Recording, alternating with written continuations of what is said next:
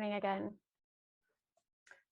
A few weeks ago was my grandmother's memorial service. She died last December, but due to the pandemic, my grandfather chose to have a funeral with only her 5 children present, and then plan for a larger memorial service with extended family and friends for a later date. Their 70th wedding anniversary would have been at the end of last month, and my grandfather planned the service to coincide with their anniversary. To honor her then was sweet and very fitting for their relationship. My grandmother had been on hospice with Alzheimer's, but her death was hastened when essentially everyone in her facility contracted COVID. I say essentially everyone because there were 2 who tested negative. She was one of them who tested negative. However, her respiratory symptoms and death corresponding precisely to when the facility was infected led the healthcare workers to rule hers a COVID death. She'd been physically doing well until then. If you look up eulogy in the dictionary, you'll find that it's a speech in praise of a person or thing, especially a set oration in honor of a deceased person, high praise or commendation. This connects with the idea that you shouldn't say anything critical of someone who has died.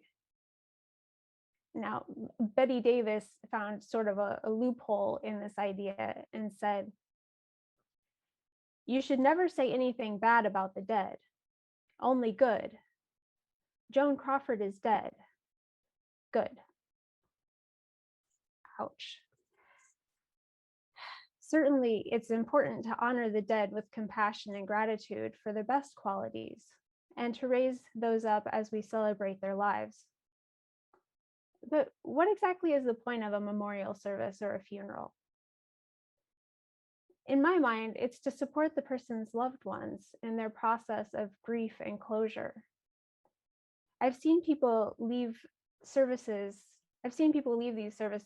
without getting what they needed, sometimes outright angry, because the person giving the eulogy didn't let the dead person be a real person.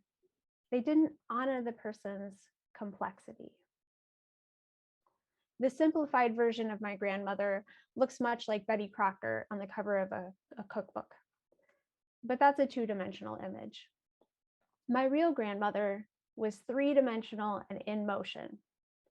She was the daughter of ranchers who did what they needed to do to survive in the high mountain plains of eastern Colorado, which is a relatively dry, dusty region where people try to raise crops and cattle anyway. She was part Betty Crocker, and maybe, let's say, part John Wayne. But the John Wayne was reserved for those in the inner circle. As a minister's wife, she was out to have her children and herself be the very model of a good Christian family for the rest of the community. To this end, she was a strict disciplinarian. And she also served, she also served as secretary and assistant to my grandfather in some of his roles.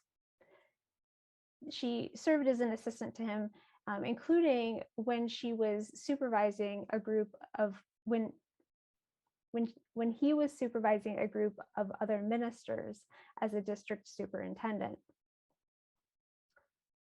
We only found out after her death that other ministers who were being supervised by my grandfather referred to my grandmother as the enforcer. Personally, I know if I was known as the enforcer, I would want that to be remembered when I died. That didn't come out in the eulogy.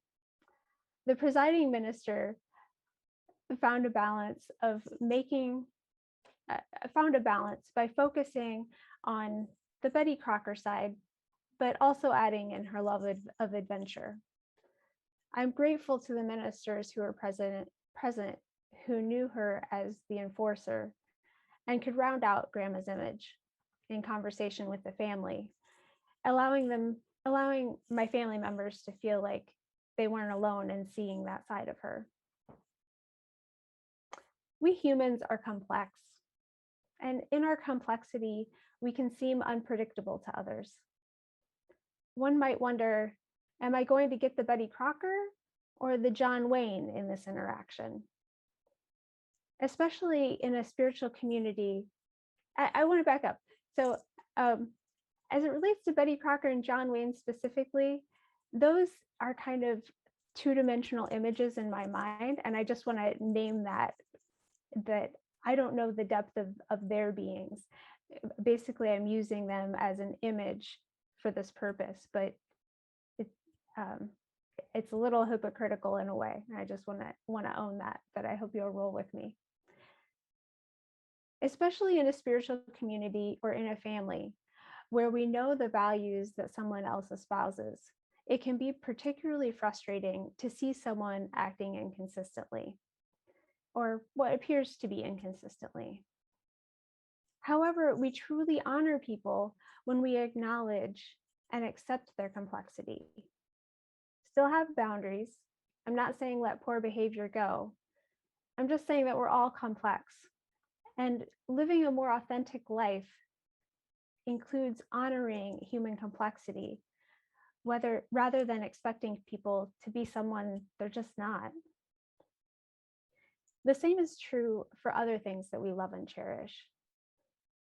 I think of the person who has worked on his house or garden year after year and is able to tell you everything that's not quite right.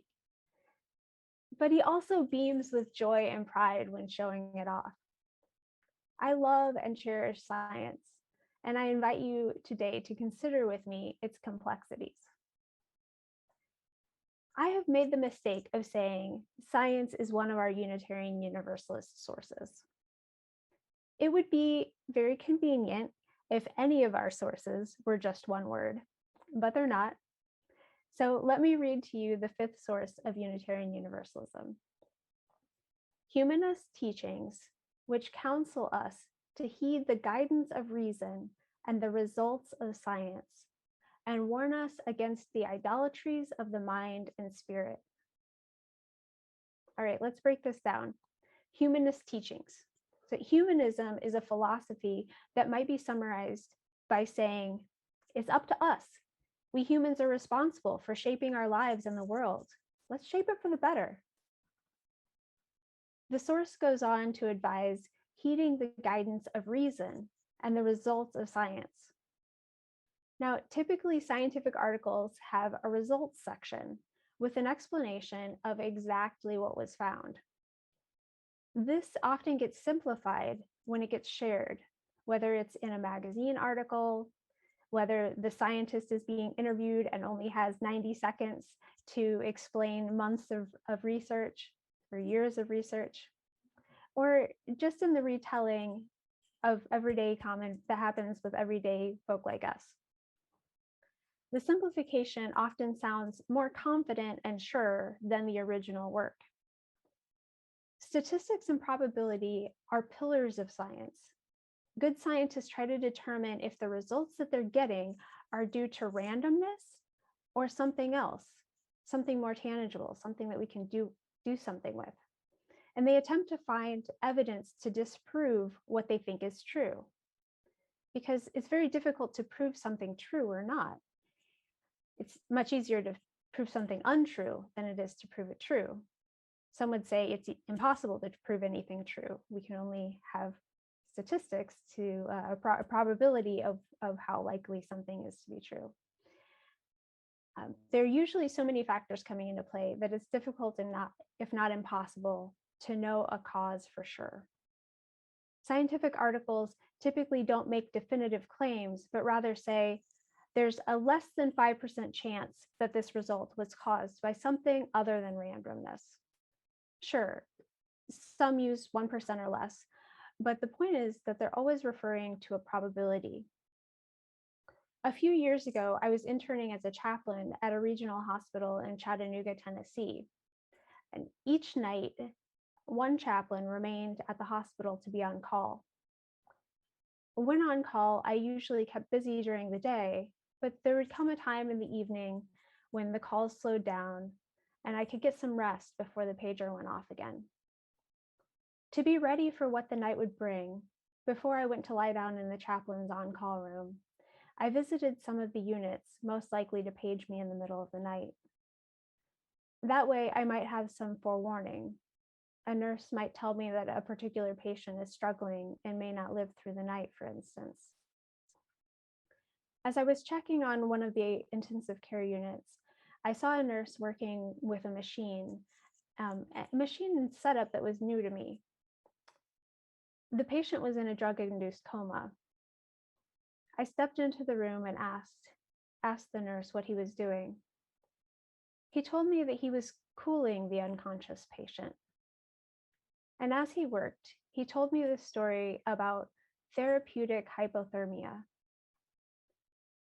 He said, they were doing this back in the 50s and 60s, but it didn't seem like it was working. Some people were doing better, but others were doing worse with the treatment, so they stopped doing it. Just in the last few years, they tried it again, now that we have a better understanding of the physiology, because it really improves the outcomes in some situations. I was fascinated by this technology and by the story of abandoning it before then reviving it. So I did some more research and found that the earliest recorded use of this technique is from 5,000 years ago. This got me thinking, what other useful, healing, even potentially life-saving practices have we abandoned because we didn't know how they worked? In these cases, what the scientific studies appear to show are different from what they appear to show when we have better tools, more data, and deeper understanding. Then, of course, there's the issue of diversity of perspectives in science. Matthew Johnson, the UU minister in Rockford, Illinois, wrote, "We're the faith of reason and science and dignity. There's nothing wrong with that. It's just that too many of us have been taught by culture that what smart looks like is white, male, and middle class. We've been taught that credibility and authority are white. We've been taught that what science looks like is a white man in a white shirt and a buzz cut, not Katherine Johnson or Dorothy Vaughan, the NSA scientists without whom John Glenn would not have lifted off, let alone returned to Earth safely. We need to unhook our assumptions of what smart looks like, of what quality music sounds like, of what reason means. We need to get messy. We need to question our assumptions about who makes a good fit and why we think people are puzzle pieces that have to slide into an existing system." End quote.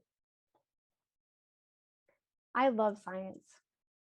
I love science and the statistics used in scientific endeavors. I love them in their full complexity. I study to learn more, knowing that there will be no end to this learning until my death. Science is not an authority, though. It's an activity done by humans. It has brought us so many things, including our ability to connect today through Zoom and the COVID vaccines that are providing protection for so many. In the days that we have, may we honor those that we love by accepting and honoring their complexity, allowing them to be multifaceted and whole.